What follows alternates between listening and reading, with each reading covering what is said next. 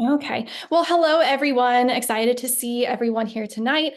My name is Lindsay McGuire. I'll share more in just a second about who I am, but we're so excited for you to be here to talk about the Impact 100 grant process going into our 20th anniversary next year, though. So it's very exciting. So you're in the right place here to learn all about our process for our $100,000 Changemaker grant.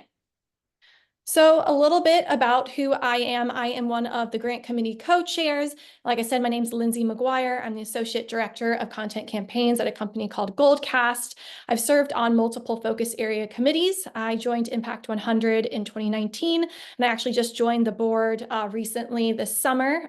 So excited to be in this capacity serving you all in the organization this year as grants co-chair. And then my other co-chair is Jolie Heaven. She's a Senior Director of Development at Firefly Children and Family Alliance. They were actually a 2017 Community Support Grant recipient, and Jolie joined Impact 100 in 2018, so the year before I did. Jolie manages our focus area committee, so she helps ensure that they have all the things they need. They're running efficiently, going through the steps of the process. And then my role is to be the liaison with all of you, the nonprofit partners who are going through this process. So anytime you get an email from the grants email inbox, it's likely coming from me. So a little bit about the process tonight. We will answer any questions at the end of the presentation. So we'll go all the way through until the questions slide. And then at that time, if you have any questions, please drop them in the chat, and then we'll kind of go through and answer that. We also have a few of our past winners here today who will give a little bit of their perspective from the process and answer any questions that they can from their own perspective as an applicant and a recipient of our grants. You should have received a copy of these slides in the reminder email sent earlier this week. If you didn't, just let us know. We'll be sure to share the slides so you have this as a reference. And then we'll also have a copy of the Zoom presentation on our website. So to get started, just a little bit about Impact 100 in case there are new people here who haven't. I'm going to mute. Hold on one second. Okay, so for those who might not be as familiar with Impact 100, just a little bit of history and information about who we are, what we do, how we're formed. So Impact 100 Greater Indianapolis is a giving circle following the Impact 100 collective grant-making model. So there are actually other Impact 100. Dad's outside. Oh, one second. I will ask everyone to please mute really quick if you haven't yet, just so that we don't hear you over the presentation. Thank you. So Impact 100 is actually a giving model with other Impact 100s across the country. The grant funds come 100% from membership fees. So to be a member of Impact 100, it's a $1,000 donation. You can also split that across up to 4 people. So that would be $250 for a group of 4. And then if you split your membership, even though you might have 4 people in your group, you still only get 1 vote for that $1,000 donation. And then our goal is to always grant at least one $100,000 Changemaker grant, and then provide smaller community support grants past that $100,000 mark. Some years we have been able to give 2 $100,000 Changemaker grants. We're always hopeful that we can give more, but the goal is to at least do one $100,000 grant. And then the first grant from Impact 100 Greater Indianapolis was given in 2006, and we have actually granted over $3 million over our 20-year history. And again, this is a really exciting time to be involved with Impact 100 as we're celebrating 20 years next year, which is a really exciting milestone. So why join a giving circle? You can make a bigger difference with collective giving more than just yourself as an individual for the most part. You can learn about area nonprofits. That's what actually brought me to become a member of Impact 100. I'm an Indianapolis transplant, and it was a way for me to learn about all the nonprofits in my own backyard and the good work they're doing in my community. And it's also a way to experience philanthropy by participating in the grant process. If you are a member of one of our focus areas committees, you go through the whole review application and site visit process. Again, you don't have to be on an FAC if you're a member. You can choose just to do your vote at the end of the cycle during the annual celebration. And then a little bit about who we are, how we operate. We are actually an all-volunteer organization. We have no paid staff, not even anyone part-time or contract. Our grant committee administers the application process. And then, like I mentioned, those focus area committees are who make the selections for which nonprofits are going to move on in the process and going to receive those funds. So here's a list of our past Impact 100 recipients. These are the people who have won the $100,000 Changemaker grant. You can also find this information on our website as well. And tonight we actually have Unconditional Indie and 91 Place representatives here tonight to share a little bit about their experience with you here in a little bit. So if you want to learn more about just Impact 100 in general, I'm going to drop this in the chat actually. So if anyone wants to check this out, this is our giving report it's hosted over on our, sorry. Oh, I'm going the wrong way. Here we go. If you want to learn more past what we're sharing in this presentation, feel free to download that Impact Giving report. It provides an overview of our recipients and other important information about Impact 100. And what's exciting next year, we'll get to change that 18 years of grant making into the 20 years of grant making. So let's talk a little bit about eligibility requirements. So organizations who apply for the Impact 100 grant must be a nonprofit 501c3 or a 509A public charity. Your application's organization seat of operation must be based in either Marion, Hamilton, Hancock, Shelby, Johnson, Morgan, Hendricks, or Boone County in the state of Indiana, or if you are a local chapter of a state or national nonprofit serving this region. And so your program must be implemented and serve residents of these 8 counties, and all the money through the grant program that you're requesting need to be expended in these counties. The project must be a new program, an expansion of existing program, or it may be a joint effort across multiple agencies. The program must target a specific population for a specific duration and with specific measurable goals. Your project or program must ask for the full amount of the $100,000 grant. We will not accept any applicants who are asking for less than the $100,000 for that full grant. But again, remember, we do have those supplementary grants. If you get all the way to the finals, we will award that one Changemaker grant, and then the other 4 finalists will receive those supplementary grants. And then organizations must plan to expend the funds within 24 months of the award. We give preference to projects that call for funds to be sent within 12 months. Just allows us to be able to track our grant process easier, keep things more aligned. And then capital projects, so equipment and buildings, must be clearly wrapped around a program serving the clients of your organization. We do not support capital campaigns.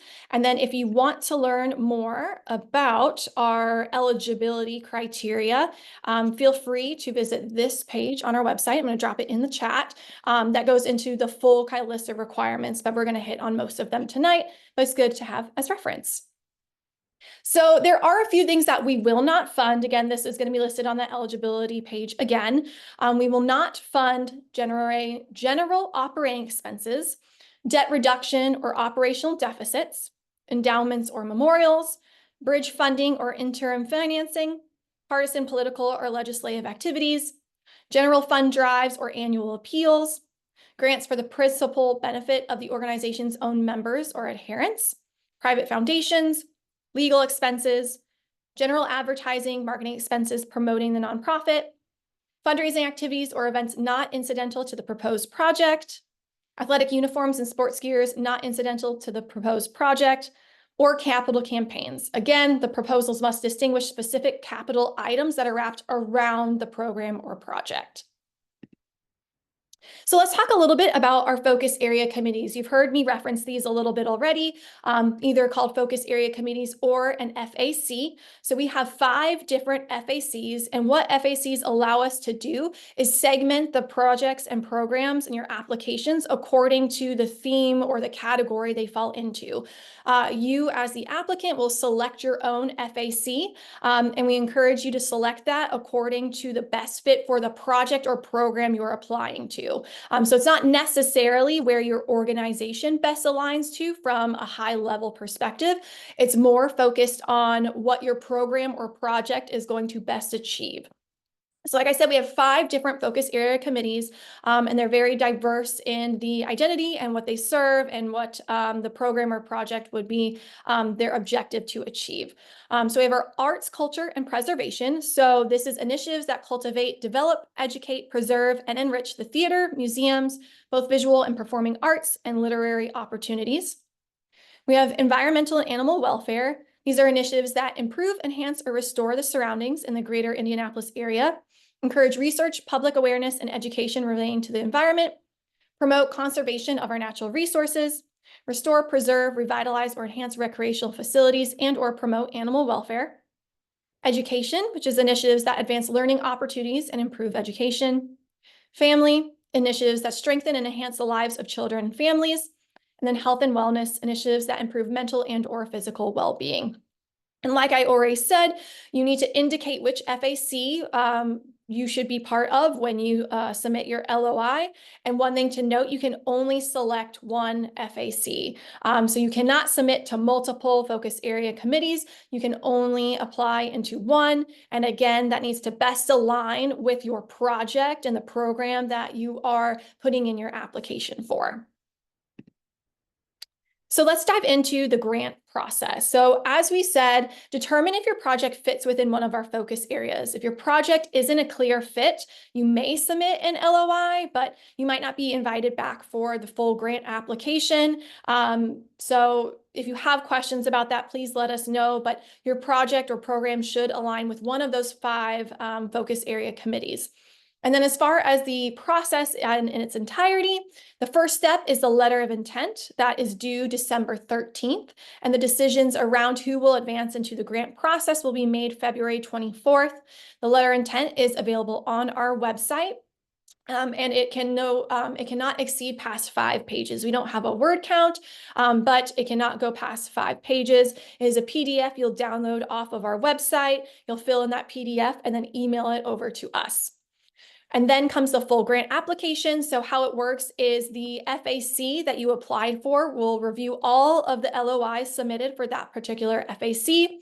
They have a voting criteria, they have discussions, and they will decide who from that LOI pile will move forward into the grant process. Really depends how many applications the FAC received for how many will move forward. Usually it's about, I will say, 35 to 45% of the LOIs will move forward, but again, it depends on the amount of LOIs received for that particular FAC, which is something that fluctuates from year to year.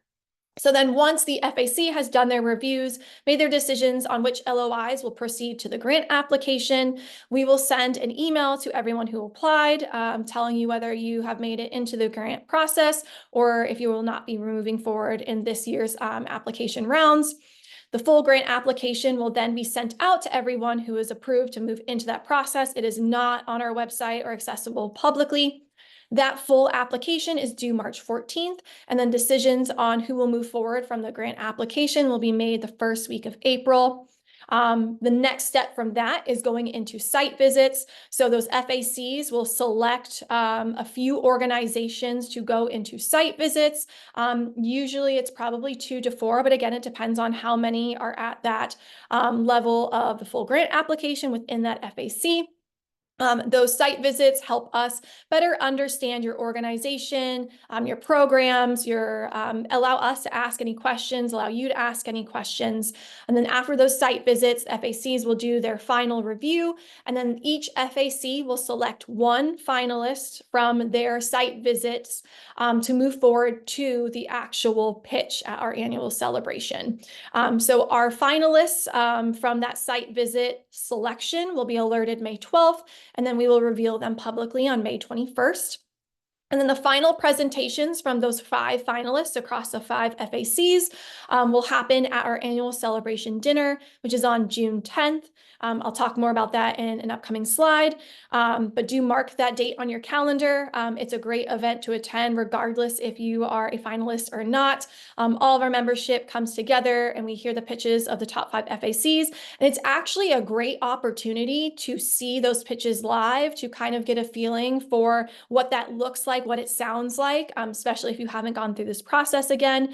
Definitely highly recommend you coming to the event. It's open for anyone to attend. If you want to see this timeline, it's also outlined on our website. I'll drop this in the chat too. Oops. And then, oh, sorry, y'all. And then generally speaking, we prefer to be one of the primary project funders. Impact 100 really likes to be part of foundational projects and helping get things off from the ground floor. So it is important to us that we are one of the kind of major funders of the project or program you're submitting. So let's talk more about the first step of the process, the letter of intent. So letter of intent is due by 5 p.m. Eastern time on December 13th. So you have a little over a month to work on your letter of intent. It is available on our website. So I will put this in the chat again. So this is where you can download that PDF. You'll download the PDF, you'll fill it all out, and then email it back to our grants email. All those directions are available on the website. Again, follow the instructions carefully as you're filling out your application.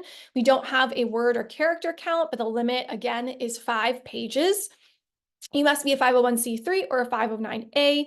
If you don't have a designation letter, please wait until next year to put in an application. You may use a sponsor with a 501c3 or a 509A, but you must have an agreement confirming that sponsorship. Again, your focus of operation must be in Marion, Hamilton, Hancock, Shelby, Johnson, Morgan, Hendricks, or Boone County.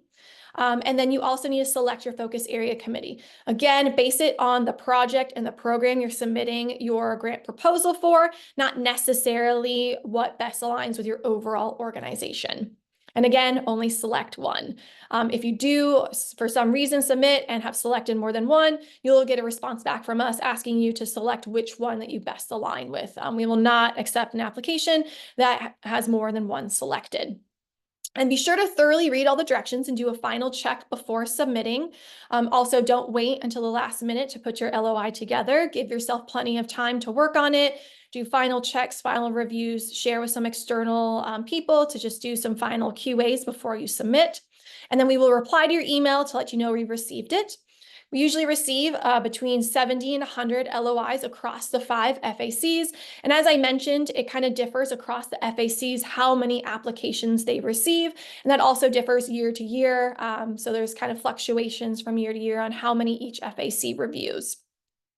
And then once we receive all the LOIs, those are then sent out to the focus area committees for review. Each focus area committee only reviews the applications within their focus area committee selection. So then let's go a little bit deeper about what the letter of intent is actually about. So the LOI is your opportunity to sell the committee, the FAC, on your concept. So this is an opportunity to paint the picture of what your program or project is, why it's important, who you're serving, and why it should get funding from Impact 100. FACs are looking for projects that are innovative and address critical needs. We're also looking for very specific details about, again, who you're serving, what your expected outcomes are, what are you trying to achieve, why is this an innovative project, why is this something fresh, new, that will make an impact with your audience and your demographics. So really paint a picture about how your project will make a difference. That will really make you stand out as an organization at this step in the process. After you've submitted your LOI, as a reminder, we don't have any paid staff. We're all volunteers, and most of us are working women as well.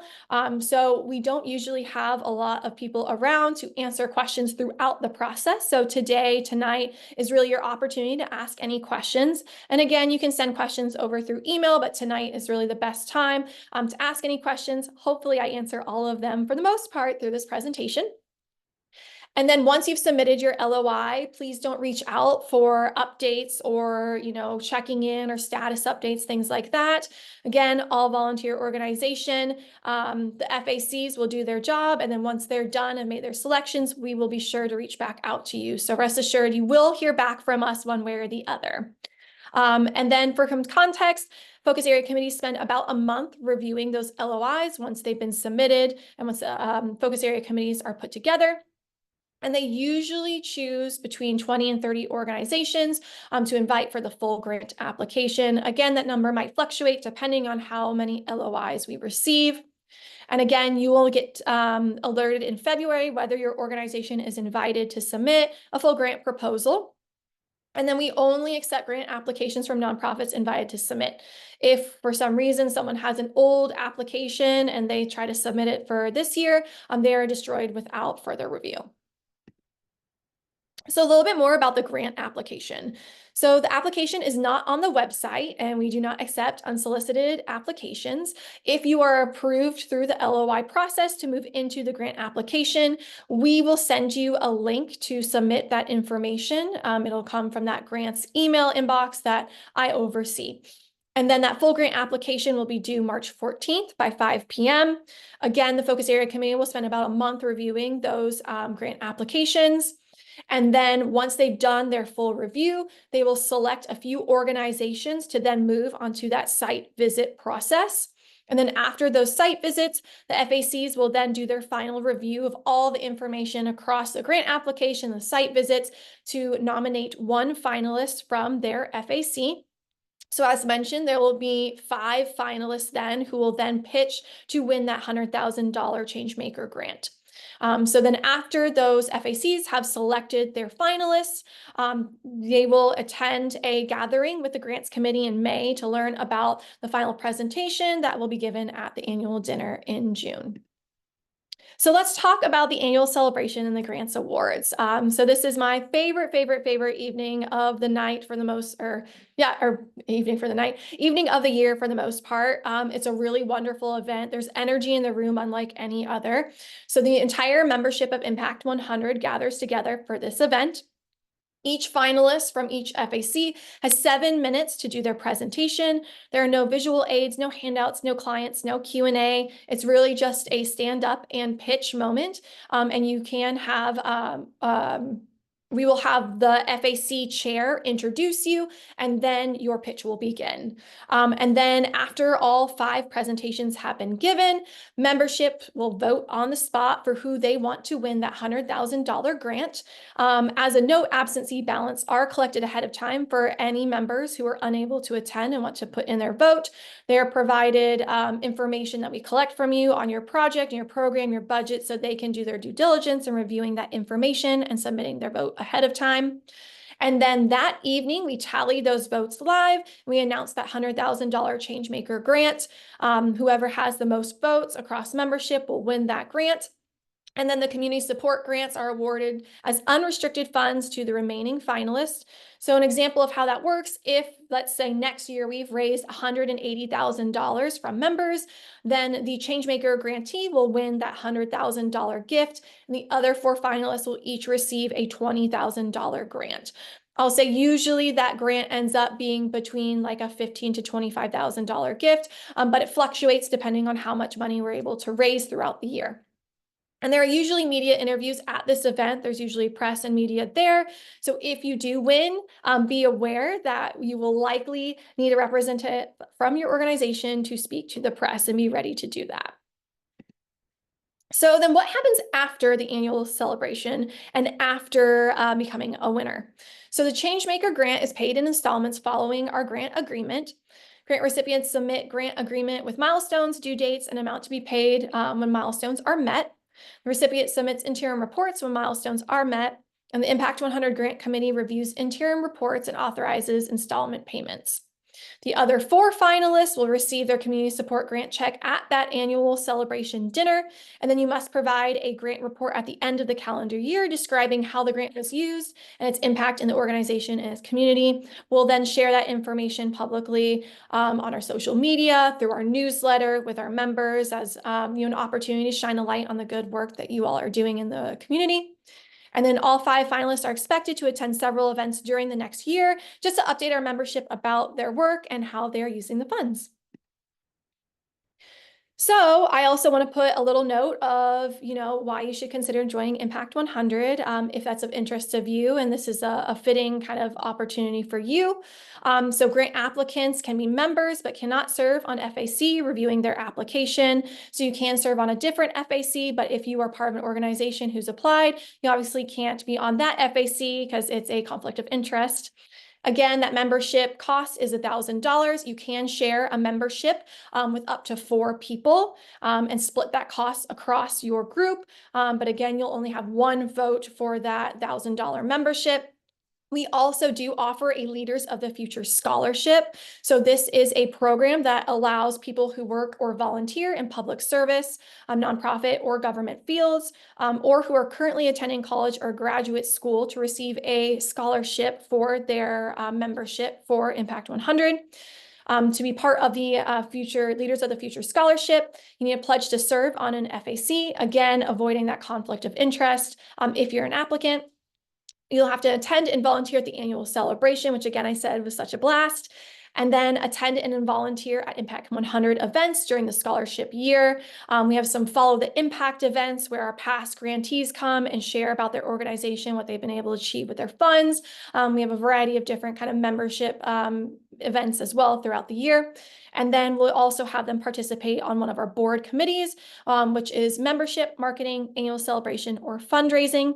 The purpose of Leaders of the Future Scholarship is to add new voices to our FACs and bring different perspectives to our discussions. If you'd like to learn more about that program, I'm going to drop this link into the chat. Yeah, and like Jolie said too, if you have any questions so far, please feel free to drop those in the chat. And if you are interested in applying for the Leaders of the Future scholarships, that application is due December 6th. So now I want to send the mic over to a few of our past grant recipients. So Andrew Cahoon, sorry, I think I mispronounced that there, is with 91 Place, who was our 2024 Changemaker grant. So would love for you to just take a few moments to introduce yourself, what 91 Place is, and talk a little bit about your kind of process with Impact 100 and applying for the Changemaker grant. Great, thank you. So my name is Angie Cahoon. I serve as the finance director for 91 Place right now. However, during our application process, I was the interim COO, so very involved in 91 Place's application.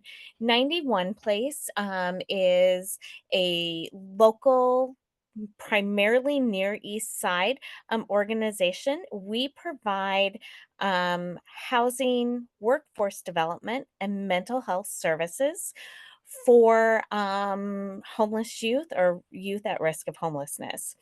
Um, we have our center kind of right around 10th and Rural Street, as we have 3 transitional living homes, a therapy center, and then we also own Needhammer Coffee Co.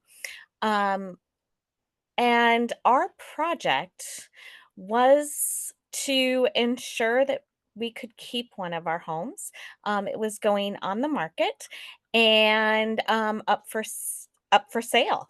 The donor was, or the landlord had actually been letting 91 Place live there rent free for 4 years. And this was an opportunity for us to own the home. Our program is more than just a place to stay. When a young adult takes and chooses to become part of the program, they automatically receive no cost therapy services. They automatically have the opportunity to work at our coffee shop, as well as stay rent free for up to 2 years. During that time, we provide case management services as well as life skills coaching. Um, our our award was in June of this last year. And by August 31st, I'm proud to say we became homeowners. We closed on our home, which is our flagship home because it is the first home we were in. And it houses up to 5 residents at any point in time. Today it actually has 3 in it, but give it a week. Because it's winter or approaching winter.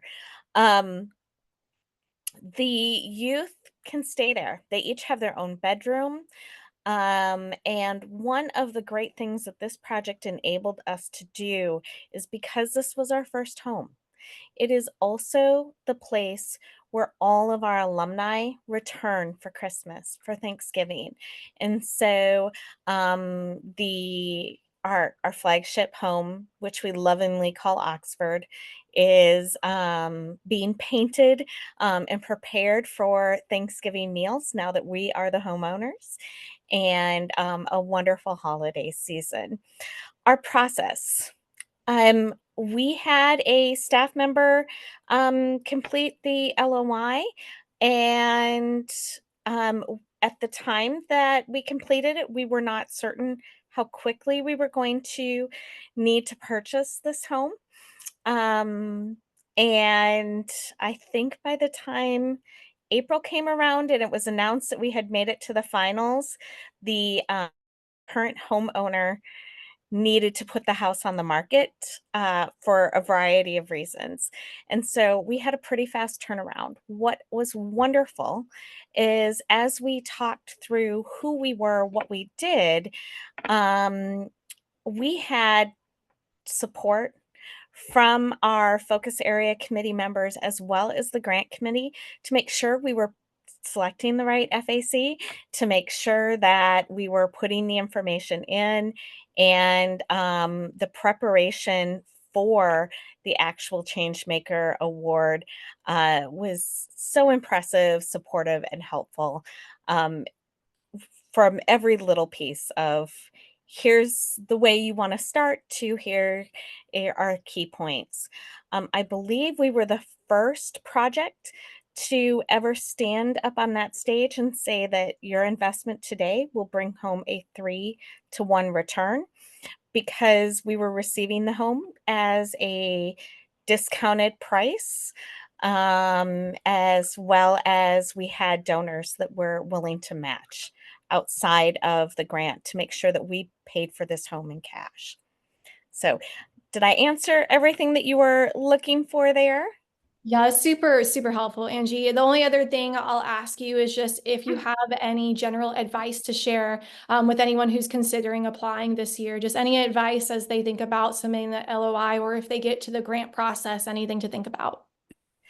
I think the number one piece to think about, and I will be transparent that when our director of development, our chief advancement officer said, "Oh, we're going to apply for this," I was like, "Yeah, no, it's not worth the time." And she was like, "Yes, we're going to do it anyway," and she was right. Um, the big piece was being able to clearly articulate your need. I think that that was what made a major difference, as well as simple and easy accounting. We knew exactly how the money was going to be spent. We knew exactly what the transactions would look like. And I think that that really helped carry us all the way through. And we knew that going in before we actually stood on stage and made the presentation, which I've heard was just an amazing, fun evening. So, Wonderful. Well, thank you so much, Angie. Well, if there's any questions at the end that we feel like you might be a best fit to answer, please stick around to the end just to have that opportunity. But now I want to have our 2023 Changemaker grantor, Unconditional Indie, Sarah Daniel, is here to talk about their process winning the $100,000 grant. And I want to highlight too that Unconditional, this was their first application into Impact 100. So just kind of a living, breathing example that you can win on a first time application. So Sarah, I'll hand the mic over to you to kind of share more about your experience in your organization. I'm sorry, that's not actually true. It was our 4th time. What? Yeah. What? Okay, well, I need to edit this then. I don't know how I got No, it's stuck that okay. way. So apologies, y'all, but it is possible because I know there are orgs who have. Well, I we think that were, that's Oh, you were it was okay. us. Yep. So there's the issue, you all. I think somehow this got flipped with the org. oh, So, good. hey, good thing we do have someone here. It is legitimate. It's just on the wrong line item. So apologies, Sarah. Okay, now let's reintro you. Da-da-da-da-da. Now take the Yeah. mic. Good, yeah, and I mean, I do wanna say I highly encourage 91 Place to apply. So I'll take some credit there. Um, we love 91 Place. We partner together on a lot of stuff, so, After I won, I was like, oh yeah, this is who I want to win. So, cause I was like, well, I can't apply. But yeah, my name's Sarah. I am the founder and CEO of Unconditional. So we work with women in the adult entertainment and sex industries, and we provide wraparound resources and community, and opportunities. So that looks like everything from case management, therapy, support groups. We do outreach at local strip clubs. We have really just created a strong community for women in our community who are overlooked and often just disposed of. So like right now we provide outreach to 8 different strip clubs in Indianapolis. And we had actually added 3 of those this year, because they were asking us to come, which was great. And so we have been doing, resources and helping with things since 2012.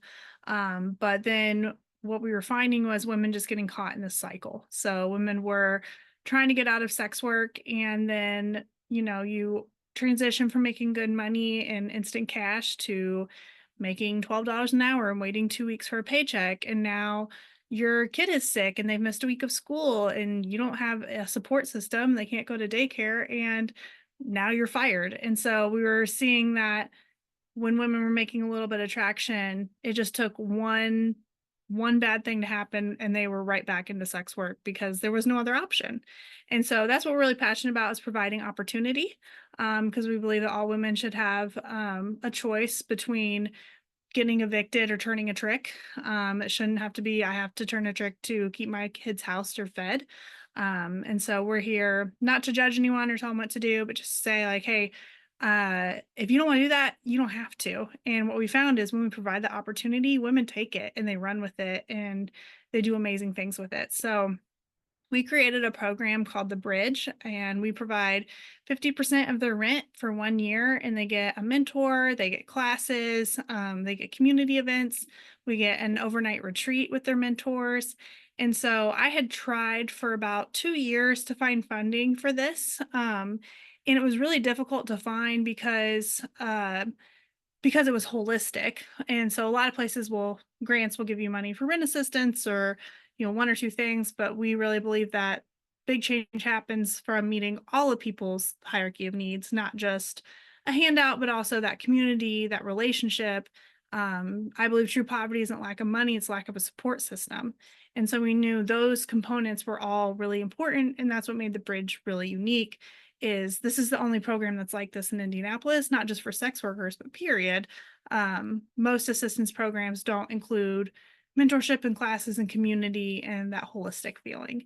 So I had tried for a long time to get funding. I'd found funding for like 2 women, and we didn't get to do all the community pieces of it because it was just 2 women and at different times. While it still made a big difference, one of the women who went through that program before we got this grant, she was able to grow her nail salon and is now very successful. And then my nails look really cute. So if you live in Brownsburg, you need to go to her, Birdie Beauty. Always plugging her at the nail gospel. So anyway, so when like I said, I applied to Impact 100 several times. And I think one of the key components is like knowing exactly what is going to be a good project. So like there was projects I had submitted for early on that, looking back, I was like, there's no way anyone would have sponsored that because it was not sustainable and too big of a thing. And so it needs to be something that's realistic, that can be accomplished in a year, not just your biggest dream. But also where that money is going to make a huge difference. Like I said, we'd had 2 people in the program before. Well, with this grant, we knew we could enroll 10 women in the program.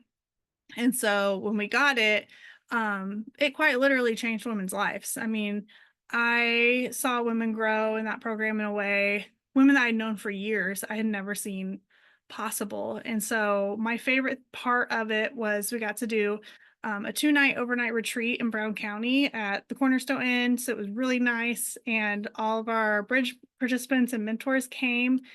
And I think I cried the whole weekend just because of all the women sharing how much the program had meant to them.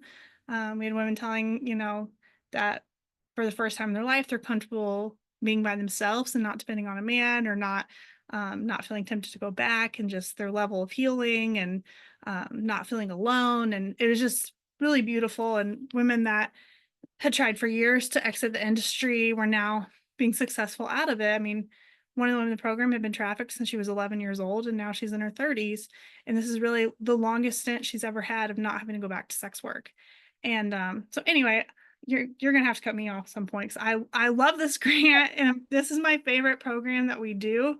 And it's opened up a lot of doors, just like the legitimacy it's given our organization, because we're very grassroots.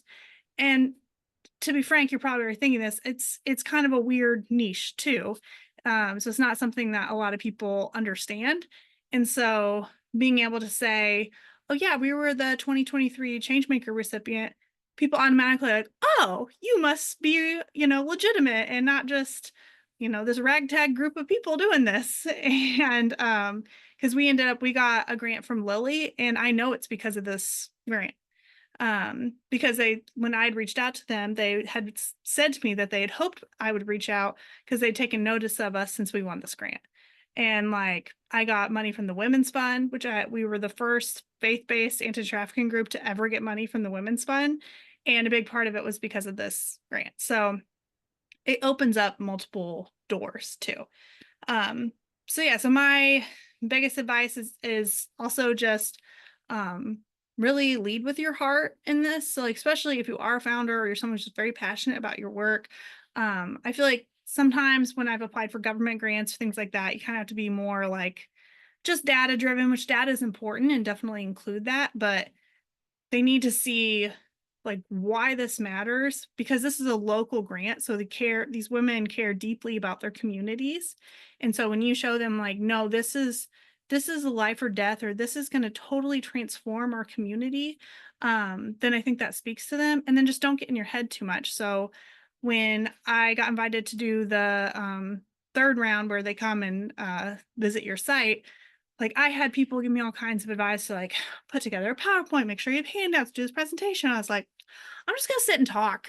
And that's what I did. And the feedback I got from my committee was they were like, we love that it wasn't some slick presentation and you just shared your heart, and it made such an impact. And they said as soon as we left, our whole committee was like, that's our winner.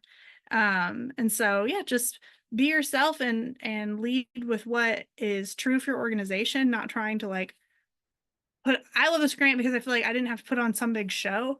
I just was able to convey the urgency of why this is needed, and people responded to that.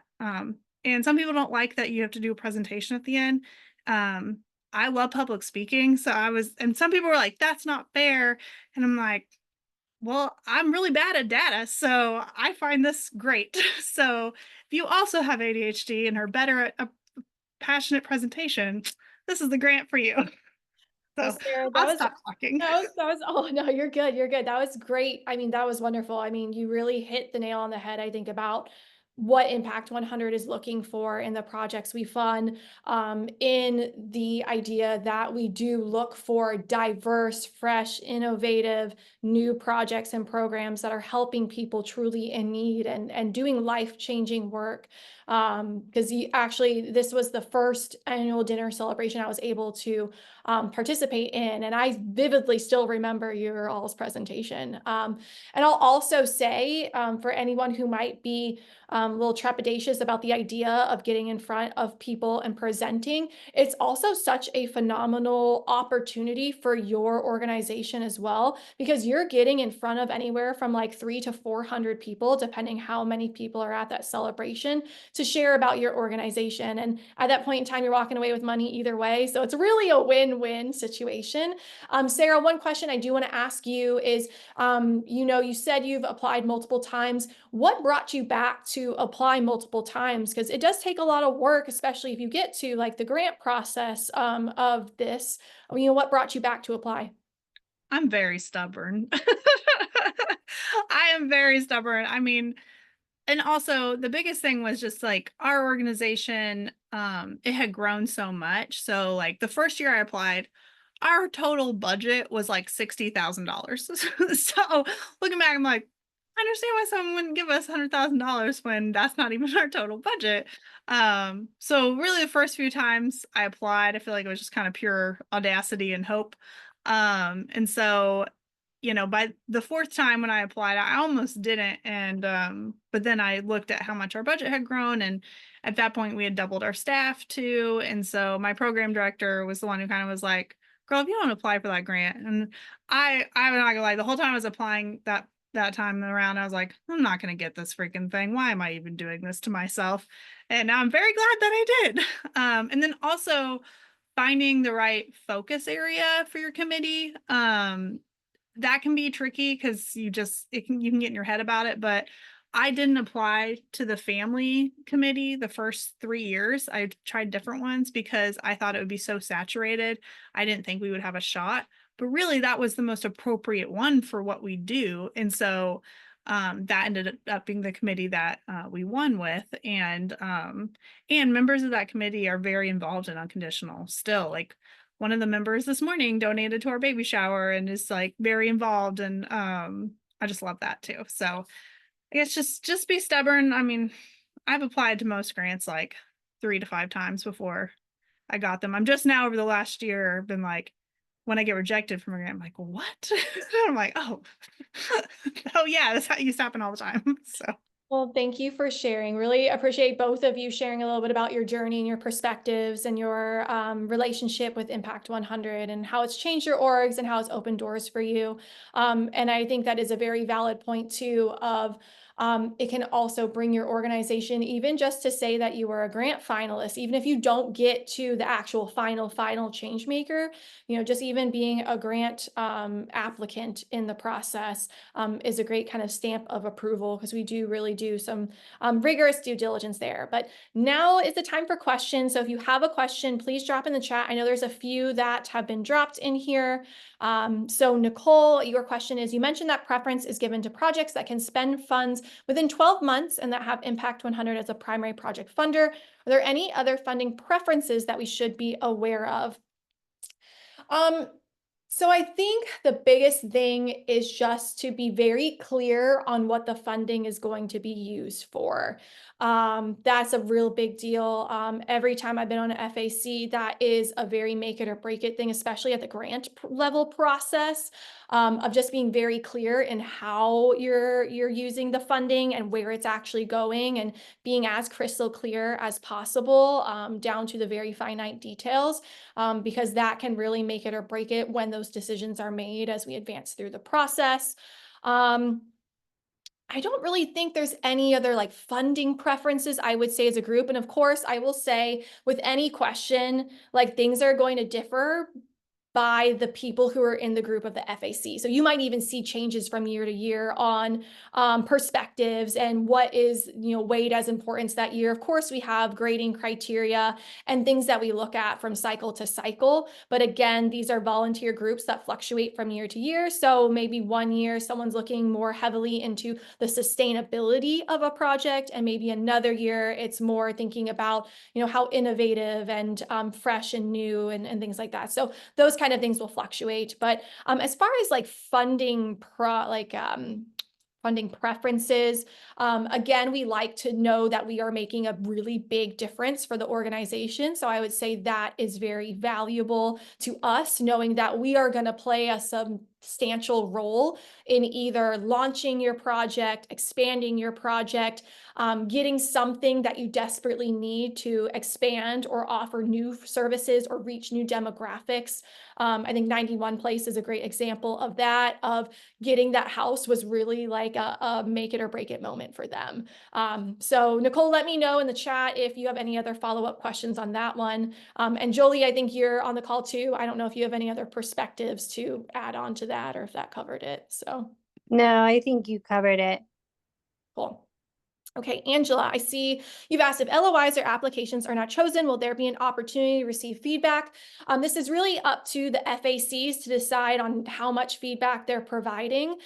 Generally, I think if you would ask for feedback upon, getting your message and alert that you did not advance, whether from the LOIs or from the grant process or the site visit, generally speaking, we would likely provide you some feedback from that FAC. Jolie, any thoughts or things here? Because this is definitely more on the FAC side as far as like the feedback part of it. Yeah, so that has varied in the past. when I served as an FAC chair, I was always willing to provide that kind of feedback, but not all of our FAC chairs have that capacity to provide feedback to every single one of their LOIs. So I'd say some of them tend to give that more once it's at the grant stage. So unfortunately, again, being an all volunteer organization, and with the FACs receiving different total numbers of applications, that can look very different. So, I encourage you, as Lindsay said earlier, to make sure that more than one person in your organization is reviewing your application, or even having an outsider read it so that you know that it will be understood by people who are not as familiar with your work is very important. I can add, I write a lot of grants in my day job, and I joined Impact 100 after the organization that I work for was a finalist, but did not win many years ago now. And I've had a lot of experience applying over time, and sometimes there are things that are going to be beyond your control. You might have, more often than not, we receive a lot of really amazing projects, and we really want to fund all of them, and ultimately cannot.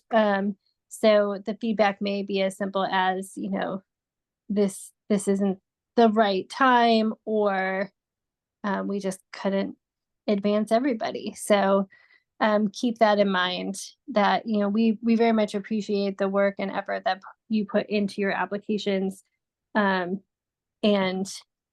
our members are always amazing me with how thoughtful and considerate they are as they review the work that you put forth. So it's a detailed process, but we try to make it as accessible as possible. Yeah, thanks, Jolie. And I will say too, one thing to consider as well is if you are not moved forward either from the LOI or from the grant or from the site visits, you never know what's going to happen the next year. You never know what other projects are going to be in the tumbler. You never know who's going to be in that FAC. So I always recommend, if you don't get through the first time, like try again. Of course, you're going to have to balance that against the resources and capacity of your organization and all the other things happening. But I will say the tides can quickly turn, and it could be, you submitted your LOI one year and you didn't move past into the grant application. The next year, you honestly could be standing on that stage giving your presentation. So just keep that in mind, that things can change very much from cycle to cycle. And you can submit the same project more than once. Of course, I would always advocate to make edits to your application from year to year and adjustments, but you can always submit your project more than once. Okay, Margaret asks, can the grant be a collaborative project between two charities? Can the grant cover a project in more than one county? It can be a collaborative project, but it would need to be submitted on behalf of a single entity. So you can't do like a joint application where we would fund money to multiple orgs. One org would need to be the designated grantee winner, but we definitely love collaborative projects. There's a lot of value in those kind of applications, and I think that also sets your organization up to show that you have buy-in from others, that you are tackling something across organizations and across different areas. And then on the cover a project in more than one county, yes, as long as those are in our set of 8 counties defined in our eligibility criteria. Jolie, did I miss anything on this one? I'll add 2 points. The first being, if you are going to collaborate with other organizations, be specific about what that collaboration is going to look like in your application, and definitely once you get to the site visit process, so that your committee understands how you'll hold those partners accountable. And that goes too for any project, whether you're going to, pass along some of those funds to your partners or not. An example would be I worked for a long time for a wonderful organization called Arts for Learning, and they had a model where they would partner with schools or community organizations to deliver their programs. So we definitely would want to see evidence in that situation that they had buy-in from those partners, and had at least identified who some of them were going to be. So that's just a little piece of advice there. I would also add, as far as the geographic reach, we have had applicants apply before that were delivering like a very large scale project in multiple counties, with some of those counties being outside of our purview. And they articulated, kind of the total scope of the project and the percentage of funding that, we would be putting forth represented a reasonable portion of that. That being said, I think that generally would not be as competitive as a smaller localized project. And so keep that in mind as you're thinking about that. But a lot of times there can be multiple ways to, present those various pieces. So then on the next question from Toby, I really wanted to jump in on that one right away, because I want to clarify that the priorities and the focus of each focus area committee do not change year to year. If you look at our website and you review sort of the mission statement underneath each of those focus areas, that's stayed pretty static over time. What does change is obviously we have different members at the table each year that will bring different perspectives, and obviously they're vetting letters of intent from different organizations. So different things may rise to the top as a result of that, and also just what's going on in the local community as well. So I don't want you to think that we shift wildly from year to year, because we don't. But there's always nuances within that. Yeah, thanks, Jolie, for clarifying that. Yeah, what we are considering doesn't really change, but again, like the perspectives of who's reviewing might change, so that might have implications and impact there. But thanks for clarifying that one, Jolie. Okay, next one is, do you provide funds for construction of a building where programs will benefit a specific community? Yes, so as long as you are able to clearly indicate if you're like building, a building or something like that, or something that might fall into the idea of like what a capital campaign might cover, as long as it's clearly tying back into your project and program and who you're serving and how that will serve the program that you've submitted as part of your LOI and grant application, then yes, we will provide funds for things like that, but there has to be a very clear connection into how that's going to expand your services, expand your reach, allow for more people to access your services, just being able to clearly and concisely share how that is a crucial part of your program and project you're applying for. Jolie, anything to add onto that one? Yeah, what I'll add there is I think honestly 91 Place is an excellent example of that, where it's serving a very specific and small population. Really, both the projects you heard about tonight were going to have a significant impact on just a handful of people.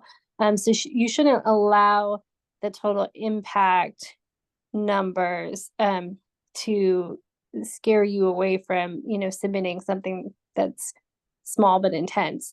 I think in the instance of capital projects, you just want to be very clear about where your other sources of revenue might be coming from, if we're not, the majority source of that, or how you'll secure additional funds.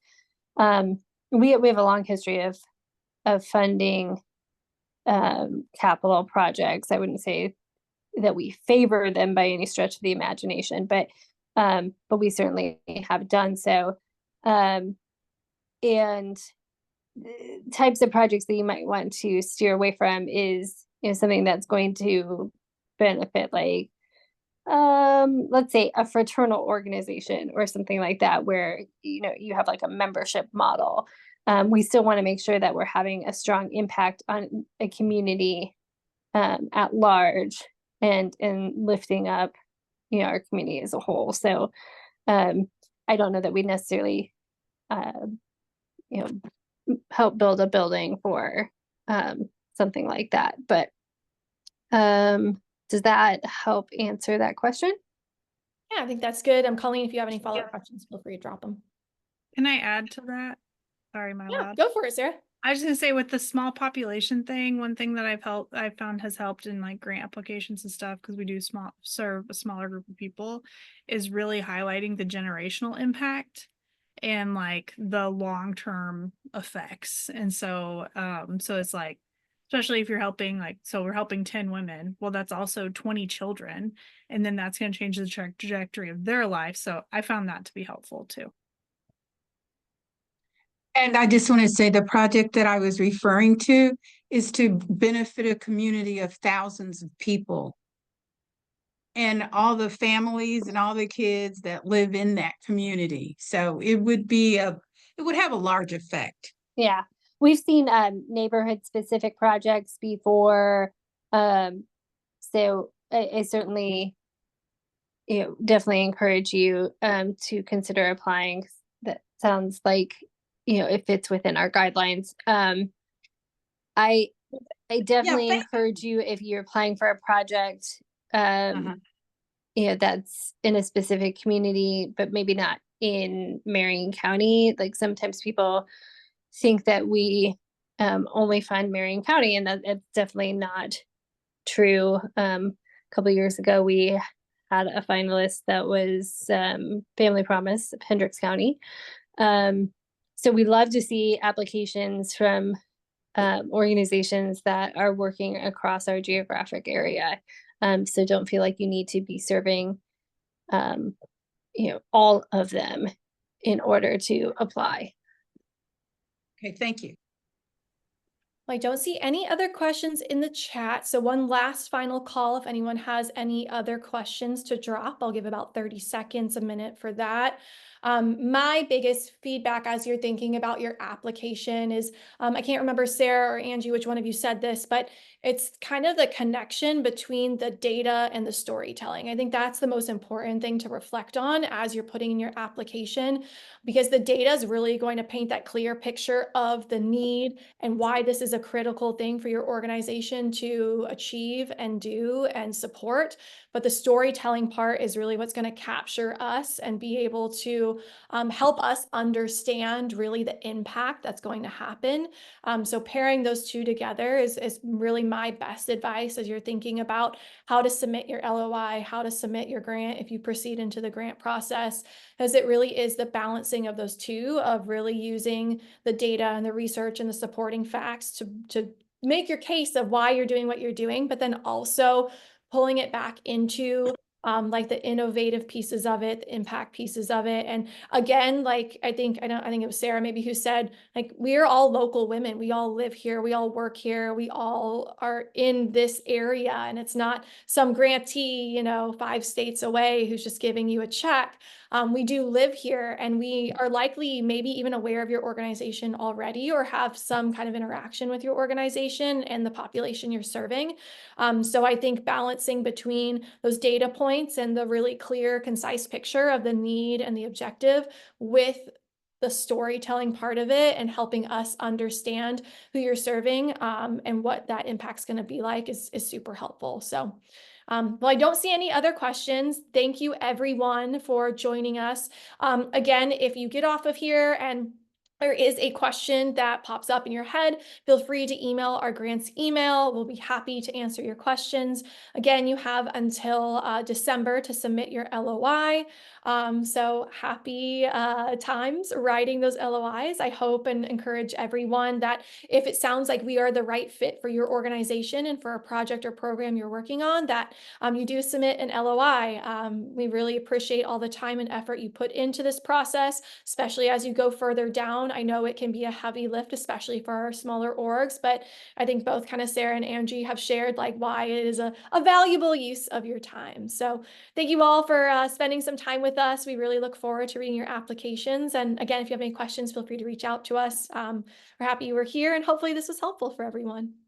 So I'll leave you off with that, everyone.